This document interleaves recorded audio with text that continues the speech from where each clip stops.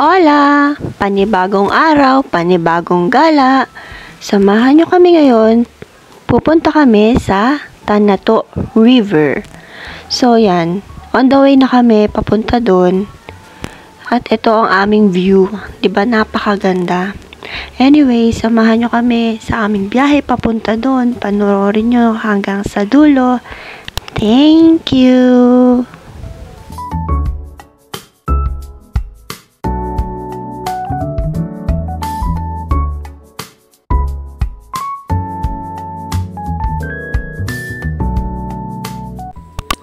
So yan, nag-stop muna kami para bumili ng uling at ng kung ano pang kailangan namin. Pagkatapos nun biyahe na naman kami.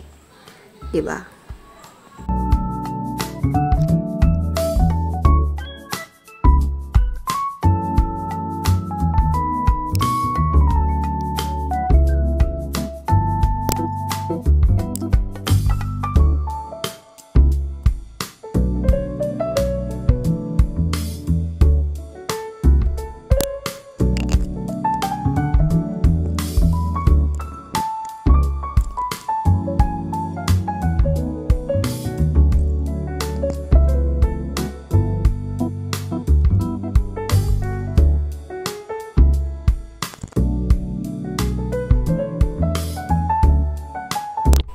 At nakarating na nga po tayo sa Barangay Tanato.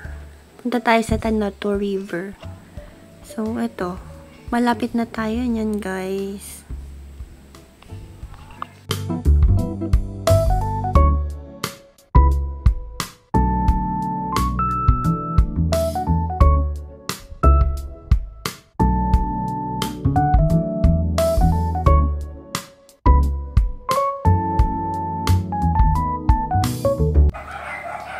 So, pag natanaw nyo na yung Tanato Bridge, nandito na tayo, nakarating na tayo. Since nandyan yung Tanato River sa ilalim niya. Ayan, pag nakita nyo na yan. Kasi, under that is the river. So, ayun, dire-diretso lang tayo. Meron dyan waiting shed. Nandun yung kung saan tayo magbabayad, okay? May entrance fee. Sobrang mura lang, guys. Sabihin ko sa inyo kung magkano.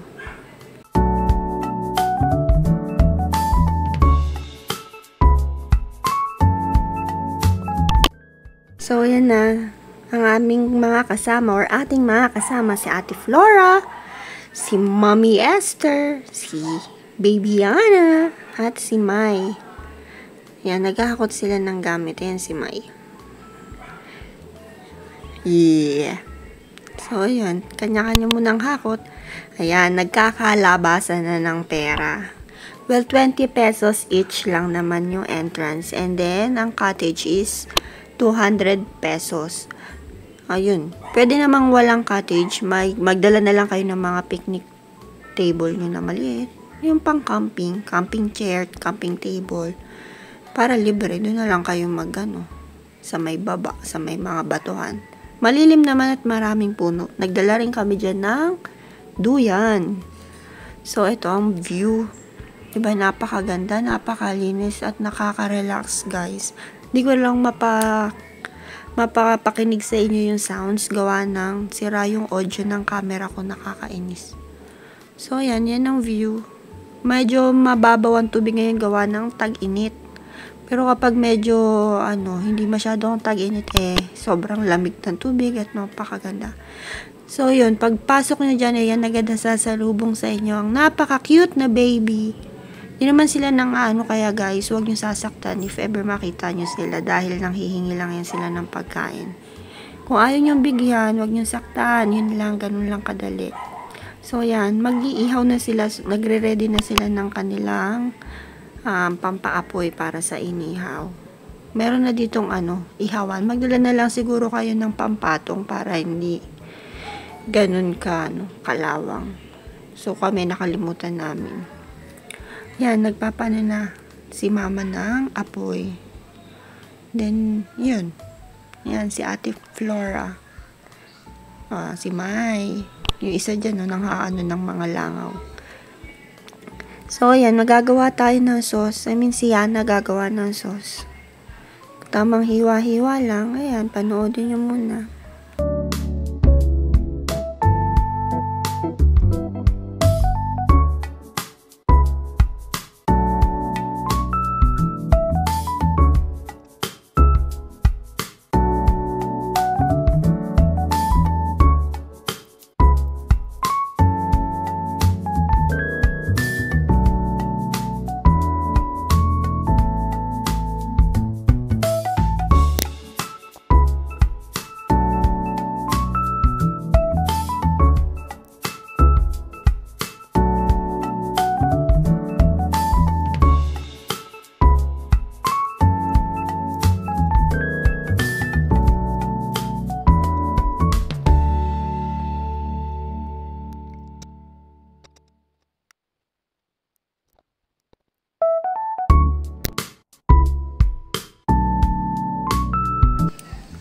Ito na at nakapag na ng isda. Nakapaglagay na dahil medyo umaapoy-apoy na. So, abangan na lang natin na maluto. Ayan si Ate Flora. Ang our jolly Mama Flora. So, ayan. Tamang ihaw-ihaw muna. Para may makain. Masarap kumain dito. Lalo na pag sama-sama. Talagang ma-enjoy mo. Tapos yung sounds, yung agos ng tubig, yung huni ng ibon, grabe, sobrang relaxing, wala akong masabi. Well, ang dami ko nang nasabi. Anyways, yan. Bumaba papunta ng river. Dito nga pala nakasabit yung aming duyan. Magdala kayo ng duyan. Gusto nyo mag-relax, ayan. Diba? Ng taray. Ganyan lang naman yung nyo. Kung gusto nyo ng katahimikan, pumunta kayo sa mga ganito, sa nature, basta maalis yung mga stress nyo sa buhay. Grabe, sobrang nakaka-relax talaga. Tunay yung kasabihan na pag may problema ka, pumunta ka sa nature, makita mo yung peace na hinahanap mo.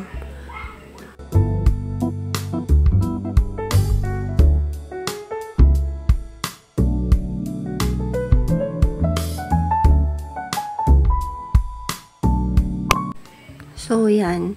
Meron ding nangongoryente ng isda. Dahil madaming isda dito, pero ang nakikita ko maliliit lang. May mga katamtaman din, pero walang sobrang laki. Anyway, yan na. Anyways pala.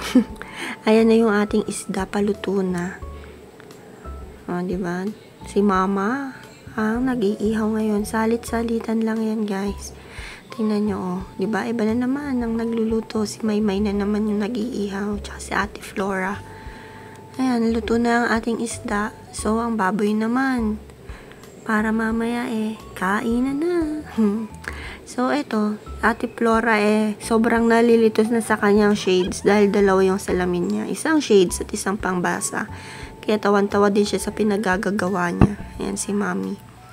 Ayan, tapos na rin ang ating baboy after ilang minutes.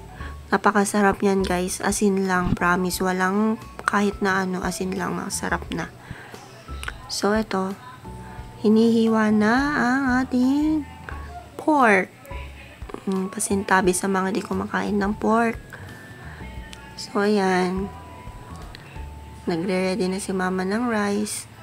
Si Ate Flora, si May, tamang chat sa baby girl niya. Baby boy, baby girl pa sa. Joke lang. So, ito na si B. At ako, syempre, hindi ako pwedeng mawala sa video. Ako yung taga-video Ayan, kakain na kami nito. Hindi ko alam kung nakakuhanan kasi nabagsak yung cellphone. Basta yan, panoorin nyo na lang kaming kumain, guys. Ito pala yung sounds, maririnig nyo na.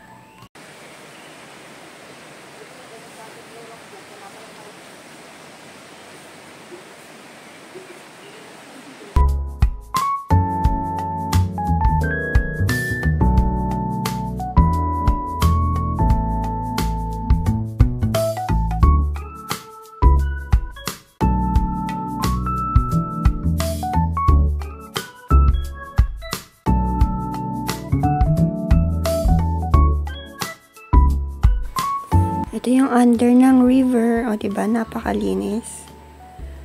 May mga malilit na fish yun eh. Kaso hindi ko makita sa video. I mean, yun o. Malabo lang.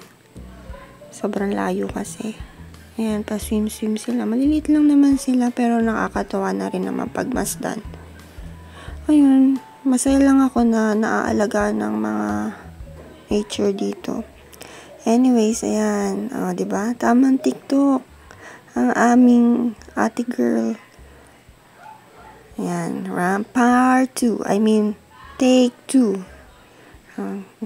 Bibo yan. Diba? Dance-dance yan.